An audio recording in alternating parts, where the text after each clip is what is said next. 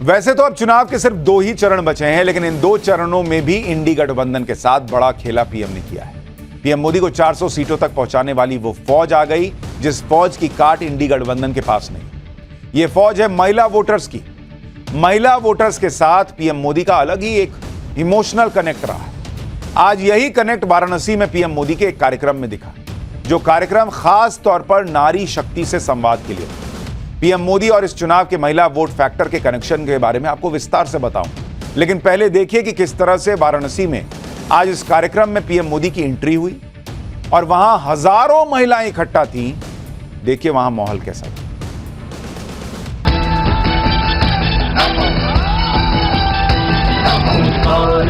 भरो भरो धरा का हित करो करो, आप से लड़ो लड़ो, आगे तुम बढ़ो बढ़ो।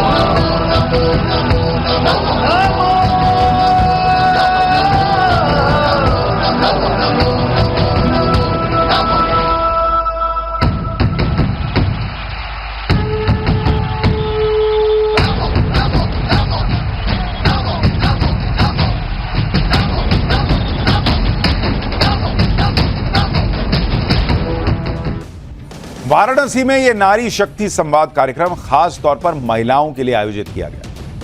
आप देखिए हजारों महिलाओं के बीच पीएम मोदी पहुंचे और पीएम मोदी ने वाराणसी से अपने नामांकन से पहले रोड शो किया था, जिसमें बड़ी संख्या में महिलाएं शामिल हुई थी। उसके बाद रुद्राक्ष कन्वेंशन सेंटर में आयोजित कार्यक्रम में भी महिलाओं की बड़ी संख्या दिखी थी, लेकिन रुद्राक्ष सेंटर की कैपेसिटी उतनी नहीं थी कि सारी महिलाएं एडजस्ट हो पाती वहां। उसी के बाद पीएम मोदी ने तय किया था कि सिर्फ महिलाओं के लिए अलग से एक कार्यक्रम किया जाए, जो आज नारी शक्ति संवाद के रूप में हुआ। नारी शक्ति संवाद कार्यक्रम की सारी जिम्मेदारी महिलाओं ने ही संभाली। वाराणसी के 1909 बूथ से यानी 1909 बूथ से लगभग 25,000 महिलाएं शामिल हुई। इसमें मंच संचालन, सुरक्षा और दूसरी व्यवस्थाएं महिलाओं ने ही संभाली। मंच पर पीएम मोदी का स्वागत भी महिला नेताओं ने ही किया, यानी पूरा महिलाओं का कार्यक्रम। और इस कार्यक्रम में पीएम मोदी के साथ सीएम योगी भी पहुंचे। योगी आदित्यनाथ ने कहा कि पीएम मोदी ने सत्ता संभालने के बाद हर योजना में देश की मातृशक्ति को उचित स्थान दिया और आज चुनाव में मातृशक्ति के दम पर ही 400 पार का लक्ष्य पूरा हो। सुनिए सीएम योगी को, फिर बताऊंगा कि पीएम मोदी ने आधी आबादी से क्या कहा। हर एक तबके में नारी शक्ति के वंदन के कार्यक्रम को प्रधानमंत्री मोदी जी ने प्रभावी रूप से, प्राथमिक रूप से आगे बढ़ाने का कार्य किया है। और यही कारण है आज जब 2024 का ये लोकसभा का चुनाव चल रहा है, उत्तर, दक्षिण, पूरब, पश्चिम चारों ओर हम जाते हैं तो आधी आबादी का आशीर्वाद मोदी जी के साथ पूरी प्रभावी ढंग से आता हुआ दिखाई देता है। चारों ओर एक ही आवाज गूंजती है और वह आवाज है कि फिर एक बार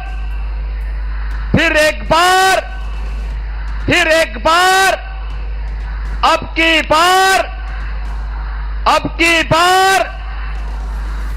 बार। पीएम मोदी ने नारी शक्ति संवाद कार्यक्रम में आई महिलाओं को सुरक्षा की गारंटी, सम्मान की गारंटी। पीएम ने कहा कि जब महिलाओं के बिना घर नहीं चल सकता तो देश कैसे चल जाएगा।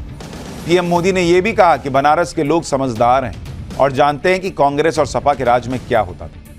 एक बार पीएम को सुनिए, काशी में कैसे नमो की गूंज सुनाई दी है, देखिए। आप बताइए, जब घर आपके बिना नहीं चलता तो देश आपके बिना कैसे चल जाता। ये बात 60 वर्षों तक सरकारों को समझ ही नहीं आई। बनारस के लोग तो यूपी, बिहार दोनों में रहे, जंगल राज से परिचित है। बहन बेटियों का घर से निकलना मुश्किल था। बेटियों को सुरक्षा के डर से पढ़ाई छोड़कर घर पर बैठना पड़ता था। और सपा वाले कहते थे और बेशर्मी से कहते थे लड़के हैं, लड़कों से तो गलती हो जाती है। आज सपा के लड़के जरा गलती करके दिखाएं, योगी जी की सरकार उनका वो हाल करेगी जो उन्होंने सोचा भी नहीं होगा। यानी प्रधानमंत्री नरेंद्र मोदी यूपी की महिलाओं को याद दिला रहे हैं कि सपा की सरकार के वक्त महिलाओं को कैसे और किस दौर से गुजरना पड़ता था और आज कैसे लॉ एंड ऑर्डर बेहतर होने से महिलाएं आराम से बाहर निकल पाती हैं। चुनाव में महिलाओं की कितनी महत्वपूर्ण भूमिका है यह प्रधानमंत्री मोदी अच्छे से जानते हैं और आज के कार्यक्रम से पीएम मोदी ने बाकी के 2 चरणों के चुनाव को भी सेट कर दिया, क्योंकि महिलाएं बीजेपी की साइलेंट वोटर मानी जाती है और आज महिलाओं के जरिए ही पीएम मोदी ने पूर्वांचल को बड़ा संदेश दिया। इस कार्यक्रम में आई महिलाएं भी पीएम मोदी से मिलकर बहुत खुश थी। सुनिए वहां जो महिलाएं पहुंची थी वो क्या कह रही, फिर कैसे नरेंद्र मोदी के लिए जो महिला वोट बैंक है वो जबरदस्त भर भर के वोट करता है, वो भी दिखाऊंगा। कि जिसके कांग्रेस विरोधी सपा विरोधी, जिसके कांग्रेस विरोधी सपा विरोधी सारे हुए विरोधी हैं। भारत में सबसे प्यारे हमारे प्यारे मोदी हैं। अरे भारत में सबसे प्यारे हमारे प्यारे मोदी हैं। मैं तो कहती हूँ कितनी भी पीढ़ी जन्म ले लेगी तो इतना बड़ा मंदिर नहीं बना पाएगी वो। जो मोदी जी कर दिए ना वो कोई सरकार नहीं कर सकती। पप्पू के फैन नहीं बनना, मोदी के फैन बनना। अरे डिम्पल यादव की मैं बात कर रहा हूँ, प्रियंका गांधी की बात कर रहा हूँ। डिम्पल यादव माता जी चलिए आपके चरण पर पखार लेंगे, पर आप अगर लड़ने आएंगी मोदी जी से तो आपको भी साइड करके हटा देंगे। उनके अंदर यही शक्ति है कि वो अपना परिवार को छोड़कर देश के लिए इतना अपने समर्पित हो गए। क्रेज देखना है तो कोई यहाँ देखे, मैं तो विपक्ष बुलाती हूँ, आओ देखो। अरे कल भी मोदी आज भी मोदी सारे विरोधी घबराएंगे। भारत में फिर से हमारे हम मोदी जी ही आए। पीएम मोदी के लिए ये क्रेज ऐसे ही नहीं बना है। महिलाओं के लिए पीएम मोदी ने कितना काम किया और कैसे मोदी सरकार में हर क्षेत्र में महिलाओं की भागीदारी बढ़ी है वो आपको बताऊंगा। लेकिन उससे पहले ये देखिए कि नरेंद्र मोदी के प्रधानमंत्री बनने के बाद से ही चुनाव में महिलाओं की भागीदारी कैसे बढ़ने लगी। अगर आप देखेंगे कि महिला वोटर्स की जो हिस्सेदारी है वो कैसे बढ़ी, और महिला वोटर की बात करूं, महिला वोटर्स अगर आप देखेंगे 2009 का अगर लोकसभा चुनाव देखेंगे, 2009 के लोकसभा चुनाव में 19 करोड़ महिलाओं ने वोट किया, 19 करोड़। लेकिन जब 2014 का चुनाव आया तो यह आंकड़ा बढ़कर 26 करोड़ हो गया, 26 करोड़। और 2019 में यह आंकड़ा बढ़कर 30 करोड़ के पार चला गया। 30 करोड़ महिलाओं ने वोट किया बॉस। हालांकि इस दौरान देश की आबादी भी बढ़ी है, लेकिन इसमें कोई दो राय नहीं कि नरेंद्र मोदी के प्रधानमंत्री बनने के बाद मतदान में महिलाओं की भागीदारी बढ़ी। इसका एक और डेटा आपको बताता हूं, वो सीटें जहां महिला मतदाताओं की संख्या पुरुषों से ज्यादा है। जैसे अगर आप देखेंगे महिला वोटर पुरुषों से ज्यादा, ये ऐसी कौन सी सीटें हैं, कितनी थी भाई? 2009 में ऐसी सीटें 64 थी, 64 सीट थी जहां महिला वोटर पुरुषों से ज्यादा थी। 2014 में ये सीटें बढ़कर 97 हुई और 2019 में ऐसी सीटें जहां महिलाओं ने पुरुषों से ज्यादा वोट किया वो बढ़कर 143 हो गई बॉस। और कई विश्लेषक इसको नरेंद्र मोदी फैक्टर मानते हैं कि नरेंद्र मोदी के लिए वोट करने के लिए महिलाएं जो हैं वो घरों से ज्यादा निकली। यानी 10 साल में महिला वोटर्स की संख्या, ऐसी सीटें जहां पर पुरुषों से ज्यादा महिलाओं ने वोट किया, वो ऑलमोस्ट डबल हो गई। पीएम मोदी को मिलने वाला महिला मतदाताओं का वोट कैसे बढ़ता गया वो भी आपको दिखाता हूं। देश में कुल महिला वोटर 48% है। 2009 का चुनाव बीजेपी को करीब 21% महिलाओं ने वोट किया, 29% महिलाओं ने कांग्रेस को वोट किया। जब नरेंद्र मोदी का चेहरा आया 2014 में तो बीजेपी के लिए महिला वोटर्स ने वोट किया 28% और कांग्रेस के लिए 19%। यानी 5 साल में 7% महिला वोटर्स बीजेपी के लिए बढ़ गए। 2019 का चुनाव आया तो बीजेपी के लिए वोट करने वाली महिलाओं की संख्या 36% हो गई और कांग्रेस 20% पे ही रही। यानी 10 साल में बीजेपी का महिला वोट बैंक 15% बढ़ चुका है और इसी 10 साल में कांग्रेस का महिला वोट 9% घट गया। अभी जो लोकसभा चुनाव चल रहा है उसमें महिला मतदाताओं की भूमिका के बारे में भी आपको बताता हूं।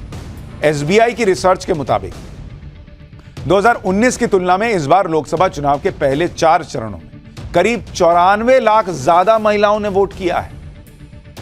और इसको भी कई लोग जोड़ के देख रहे हैं कि महिलाएं घरों से ज्यादा निकली हैं, इसका मतलब वो मोदी को ही वोट करके आई हैं या नहीं है तो 4 जून को पता चलेगा। 2019 की तुलना में इस बार पहले 4 चरणों में करीब 84 लाख ज्यादा पुरुषों ने वोट किया। महिला वोटर्स की संख्या बढ़ने के पीछे उज्ज्वला योजना, मातृ वंदन योजना और पीएम आवास योजना को बड़ी वजह माना जा रहा है। महिला मतदाताओं का रुझान पीएम मोदी की तरफ है तो उसकी वजह भी है। पीएम मोदी की योजनाओं का महिलाओं को किस तरह से लाभ मिला आपको देखना चाहिए। पीएम आवास योजना के तहत अब तक 3 करोड़ घर बने हैं, इसमें से 70% घर महिलाओं के नाम पर है। उज्ज्वला योजना के तहत 10 करोड़ 27 लाख महिलाओं को गैस सिलेंडर मिला है। उज्ज्वला योजना के तहत 300 रुपए की सब्सिडी भी जारी रहेगी।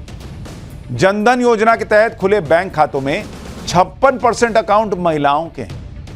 यानी महिलाओं को यह दिखता है कि एक ऐसा व्यक्ति आया जो उनको शौचालय भी बना के दे रहा है, ताकि वो जिसे नरेंद्र मोदी इज्जत घर कहते हैं, महिलाओं की इज्जत की बात हो रही है। घर मिल रहा है, 3 तलाक से मुक्ति मिल रही है, सिलेंडर मिल रहा है, राशन तो मिल ही रहा है। महिलाओं की प्रगति के लिए पीएम मोदी किस तरह से लगातार काम कर रहे हैं वो लखपति दीदी योजना में भी दिखाई देता है। इस योजना के जरिए महिलाओं को फाइनेंशियल और स्किल डेवलपमेंट की ट्रेनिंग दी जाती है। योजना का लाभ लेने के लिए महिलाओं का सेल्फ हेल्प ग्रुप से जुड़ा होना जरूरी है। देश में करीब 83 लाख सेल्फ हेल्प ग्रुप काम कर रहे हैं। महिलाओं को योजना के तहत कई तरह के स्किल सिखाए जाते हैं। एलईडी बल्ब बनाने से लेकर ड्रोन तक की ट्रेनिंग महिलाओं को दी जाती है। वर्कशॉप के जरिए business plan, marketing, budget, saving और इन्वेस्टमेंट के बारे में बताया जाता है। Digital banking service, mobile wallet और फोन बैंकिंग की जानकारी दी जाती है। उसके बाद महिलाओं को अपना बिजनेस शुरू करने के लिए 1 से 5 लाख रुपए की आर्थिक मदद दी जाती है। यानी महिलाओं को सशक्त बनाने के लिए प्रधानमंत्री मोदी के आने के बाद से 10 साल में जबरदस्त काम हुआ है और इसीलिए महिलाएं निकलती हैं और नरेंद्र मोदी को वोट देकर चली आती हैं चुपचाप।